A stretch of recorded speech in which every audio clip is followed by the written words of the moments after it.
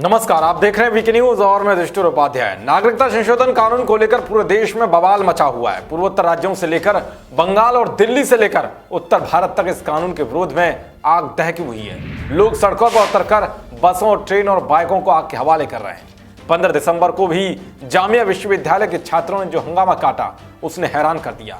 जहां कई बसों को आग के हवाले कर दिया गया तो वहीं पुलिस बलों पर जमकर पत्थरबाजी की, जिसके बाद पुलिस भी एक्शन में आ गई और छात्रों को खदेड़ दिया।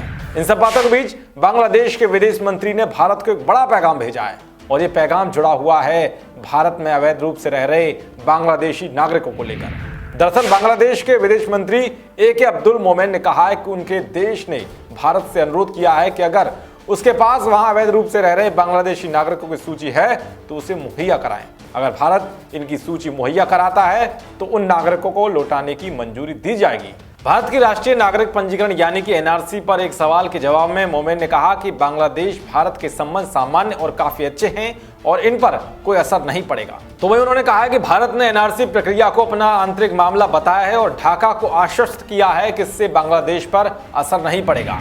आपको बता दें कि बांग्लादेश के विदेश मंत्री ने व्यस्त कार्यक्रम का हवाला देते हुए पिछले सप्ताह भारत की अपनी यात्रा रद्द कर दी थी। इस मामले पर नई दिल्ली में राजनयिक सूत्रों ने बताया कि बांग्लादेश के विदेश मंत्री और गृह मंत्री ने संसद में विवादित नागरिकता विधेयक के पारित होने के बाद पैदा हुई स्थिति को देखते हुए भारत की अपनी यात्रा रद्द कर दी। मोमेन ने अपनी यात्रा रद्द करने से पहले गृह मंत्री अमित शाह के उस बयान को गलत बताया था कि बांग्लादेश में धार्मिक अल्पसंख्यकों का उत्पीड़न किया गया। बता दें कि नागरिकता संशोधन कानून में पाकिस्तान और बांग्लादेश, अफगानिस्तान से शरणार्थियों के तौर पर 31 दिसंबर 2014 तक भारत में आए उन गैर मुसलमानों को भारत की नागरिकता देने का प्रावधान है जिन्हें धार्मिक उत्पीड़न का सामना करना पड़ा है और अब उन्हें अवैध प्रवासी नहीं माना जाएगा।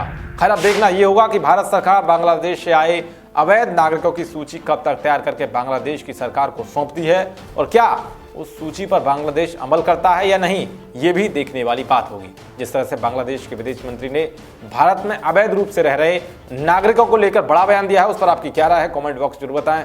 देश और दुनिया की तमाम खबरों को पाने के लिए देखते रहिए वीके न्यूज। शुक्रिया।